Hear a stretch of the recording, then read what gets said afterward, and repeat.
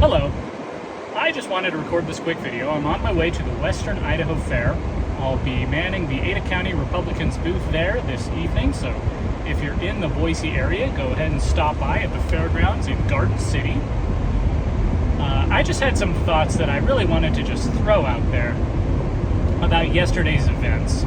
So it might not have made much of the news if you're, just following mainstream sources, but there was an assassination in Russia yesterday, in Moscow. A young woman named Dugin was killed by a car bomb. And it looks like the target was probably her father, Alexander Dugin, but they missed. Now, he is a political philosopher. He has written books and essays and developed these theories that really go against the Western-style democracy as it stands now. And he is an opponent of the Great Reset. And so you wonder why, American media and politicians are not fans of this man. If you read Western media, he is an evil genius, Rasputin, and the brains behind Vladimir Putin, the architect of this invasion of Ukraine. However, from a few sources that I've read in Russia itself, he's actually not that big a deal. He's they see him as kind of a fringe guy.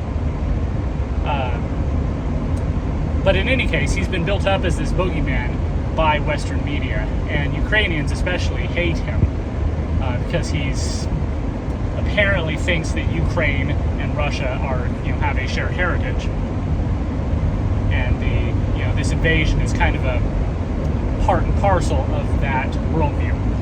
In any case, there are people on social media who are celebrating this. They are outright glorifying the death of a young woman whose only crime was having political opinions that they didn't like. She was following in her father's footsteps. And it struck me that the same people who are justifying and celebrating this assassination are going to justify and celebrate when our government comes after us. In fact, they already do. How many people on the left think that Ashley Babbitt got what she deserved on January 6th?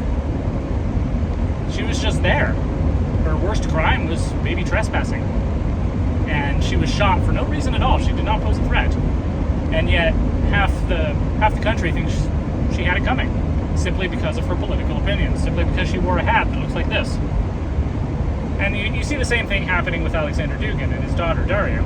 As a father of a daughter, watching the scenes of Mr. Dugin coming to the scene of the explosion and seeing the grief on his face is heart-wrenching.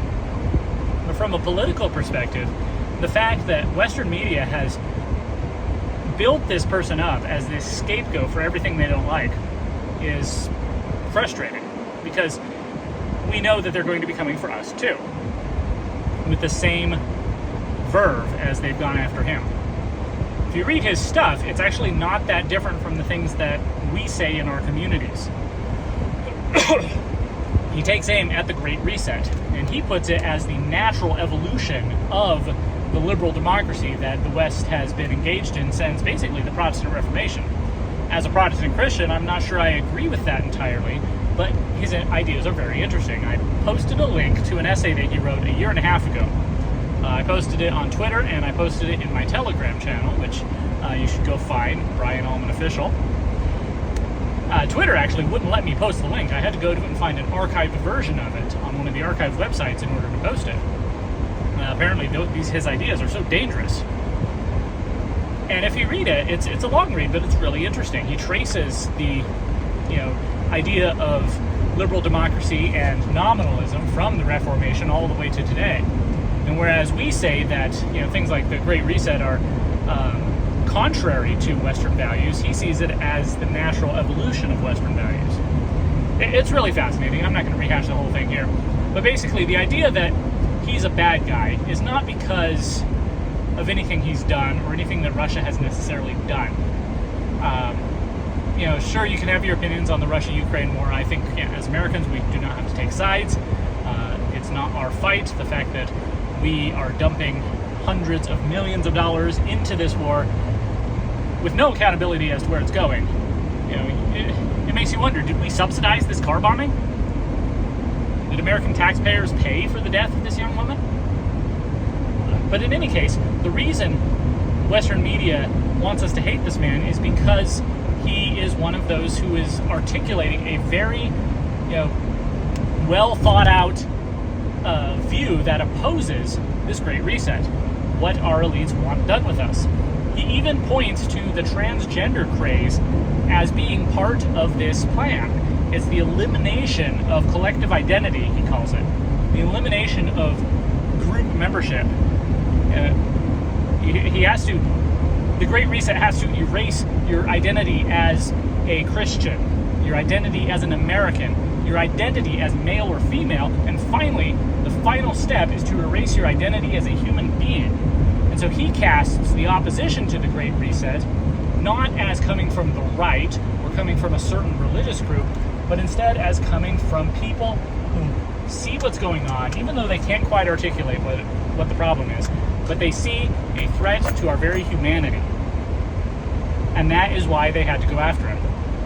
And that's why it's more important than ever to continue to share these ideas, to remind each other that even though the media manufactures this consensus to say that the Great Reset is just a conspiracy theory, and besides, it's a good thing too, we need to remind each other that that's not the case. There are many people, millions of people in America and throughout the world, not only the Western world, but in places like Russia, in places like the Middle East and Africa and Asia, who do not want to be part of this change in our society. So keep doing what you're doing, keep reading, keep sharing, educate yourself, and if you have some time today, come to the fair. I'll see you there. Thank you.